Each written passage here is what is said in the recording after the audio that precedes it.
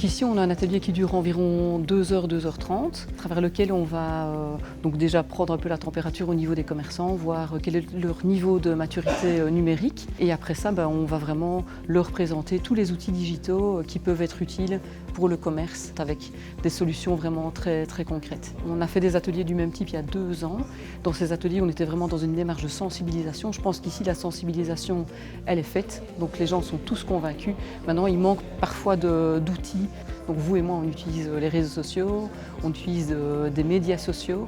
Donc maintenant, on invite vraiment les commerçants à faire de même et donc à être visibles, non seulement dans leur boutique, mais aussi à être visibles à travers ces médias et réseaux sociaux. Mais souvent, ils sont tous de bonne volonté, donc ils ont envie d'être sur le web. Il manque parfois un peu de temps pour le faire, mais il manque surtout de stratégie. Donc ici, le but de l'atelier, c'est vraiment que chacun des commerçants reparte avec une idée des actions prioritaires à mettre en place. On a également créé une plateforme de e-learning qui leur permet, après les ateliers, d'aller revoir les sujets un par un et vraiment de faire leurs premiers pas. On veut vraiment que dès la fin de l'atelier, ils soient déjà inscrits sur la plateforme d'e-learning et qu'ils sachent déjà quel module ils devraient suivre en premier lieu. Donc là, on les pousse finalement à monter sur le cheval et à galoper. En fait, je me suis rendu compte qu'il y a beaucoup de plateformes.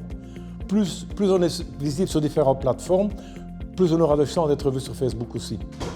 Je vais demander à un de mes employés d'aller sur ces différentes plateformes, voir comment elles fonctionnent, comment on doit faire pour s'y inscrire, pour être plus visible auprès des gens qui recherchent les produits que nous vendons. Je pense qu'il y a des concurrents qui sont beaucoup plus visibles sur Internet que nous le sommes, parce qu'ils ont peut-être un employé qui ne fait que ça.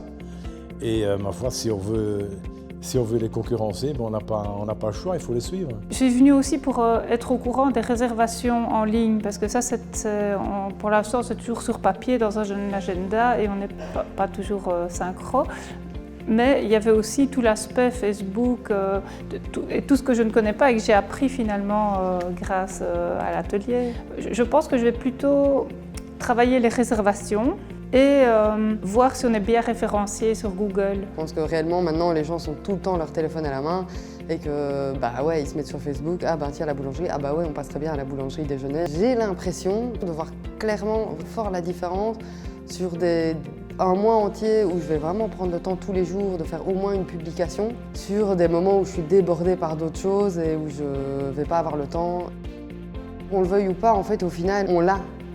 Justement comme Google Business ou même TripAdvisor, c'est un peu ça aussi le principe, c'est que c'est les gens qui mettent des commentaires. Maintenant, quand on est chef d'entreprise, en plus de connaître son métier, de savoir le faire, de gérer des employés, de gérer une comptabilité, maintenant il vient s'ajouter quelque chose qui prend vraiment beaucoup de temps aussi, c'est de gérer son image sur Internet.